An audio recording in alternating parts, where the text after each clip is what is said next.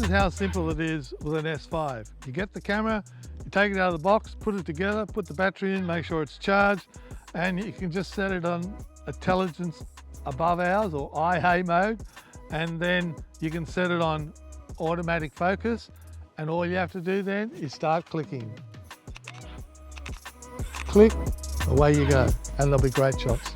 So for people who love going bushwalking or just adventuring through life, the good thing about the S5 is that you can get amazing shots handheld, because you can use this camera on extremely high ISO and get very high quality files.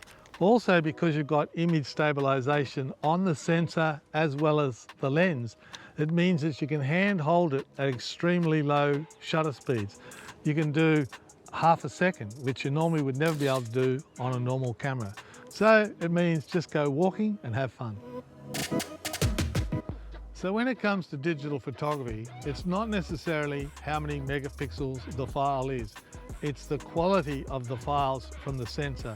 Now LUMIX are masters in this area, and the file quality is so amazing from this sensor because it allows you to use it in very low light situations, so you can shoot high ISO, but it's referencing material from the high ISO as well as the low ISO to give you amazingly clean files.